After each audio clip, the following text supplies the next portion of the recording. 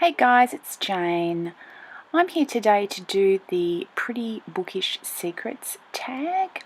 I was tagged by Joe at Joe Reads Books, and the tag was started by Suna J. So there are 7 questions, and let's get started. Question 1. Name 3 books that you haven't read that you're ashamed of. Well, there's really only one book that falls into this category for me, and that is the only book I can remember that I've ever lied about having read, The Brothers Karamazov by Dostoevsky. I've started reading this book, I can't tell you how many times, and I was really enjoying it, and sometimes I even got a fair way through, but I never ever got to the end. So, that wasn't actually that hard to say. Why would I have lied about it? But I did, so maybe one day I'll finish it. But in the meantime, I have gone on to Goodreads and I have removed it from my read books list. So there you go. I've fessed up and we're all on the up and up now. I have not read The Brothers Karamazov. At least I haven't read the whole thing. The next book that I've chosen to list in my 3, because I said that's really the only one that I'm actually ashamed of, is a book that a friend of mine lent me. She's a lovely lady and she knows I'm a reader, and so she lent me this book which she loved and she wanted me to read. The thing is, she lent it to me like more than a year ago now, and I have not read it. I haven't even cracked the covers, and you know what? I don't even really want to. Bryce Courtney is not really my thing, which I knew at the time when she lent it to me. But, I really have to give it back to her now, but I just don't know what to say. So, pop quiz. What should I do? If you have, super good advice about how I go about giving this book back to her and avoiding awkward, or just, I don't know. Yeah, please, live advice below. Comment below. And my third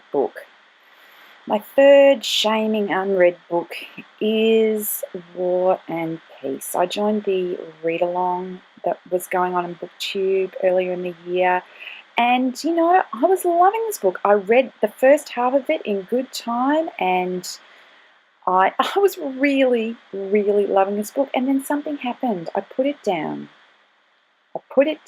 and I didn't pick it up again. So I have read and enjoyed the first half of War and Peace, but thus far not the second. I really, really need to get back to it. So there's my 3. Brothers Karamazov, Persimmon Tree by Bryce Courtney, and War and Peace. Question 2. Have you lied about having things to do in order to keep reading instead of going out? Well, let me think. How can I put this? On a good day, however, I don't tell lies in order to stay home and read books. I just say no and stay home and read books. Yep, if it was good enough for Marilyn, it was good enough for Audrey, and it's good enough for me. Question 3. Do you have any fictional crushes? Well, the honest truth is I just don't think my glands respond in quite that way with books. So I've had to broaden the definition of fiction to include more visual mediums. Okay, crush number 1, John Sim playing Sam Tyler in Life on Mars, the British version. It's a kind of 70s time travel-y portal fantasy thing. It's really well acted, and John Sim is just a bit dreamy. But anyway, moving on. Number 2, which should really be number 1, it's the Doctor. David Tennant's Doctor, the 10th Doctor. I've got nothing intelligent to say. It's the Doctor. Question 4. Have you been jealous of a fictional character?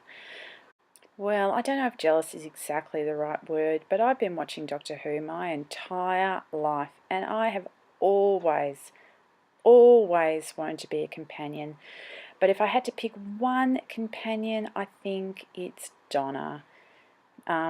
Firstly, because she gets to hang out with my doctor, David Tennant, but also because the relationship that they had was just so cool. So there you go. Question 5. What do you do when you see someone reading a book you really like? Well, as this is turning into the tag where I talk about things other than books, I might as well just push on. There's this fantastic sequence in Liberal Arts, which, by the way, is not a bad movie, where Jesse, played by Josh Radnor, runs into Dean, played by this dude here, in a coffee shop. And Dean, a complete stranger, is reading Jesse's favourite book, and Jesse strikes up a conversation with him. Dean, of course, thinks he's a bit of a wacko, but later on they run into each other again and they end up forming a friendship. It's not the major theme of the movie, but it's one of the parts of the movie that's really stayed with me. And I like to think that that's what I do when I run into somebody reading a book I really love. Question 6. How many unread books do you have on your shelves? Well, this is such a difficult question to answer because, of course, it all depends on exactly how you count, what counts as an unread book, what even counts as a book. I have lots of non-fiction and reference sort of books, and the fact that I've not read them from cover to cover, I don't think makes them an unread book. I also, of course, share a house with my husband, and he has many of his books which I have not read, but I don't really think of those as unread books because he's read them. So anyway, apart from the 3 that I mentioned earlier in the video, I have done my best estimate that I have 5 unread books, which you may think is a bit unbelievable, but our house isn't super big and I am pretty brutal with my culling, so things don't hang around if I don't want them there. So that's my answer. Question 7. Have you bought books by their cover? To which there is only one possible answer. Yep. So that is the pretty bookish secrets tag. That's all for me. I'll talk to you later. Bye-bye.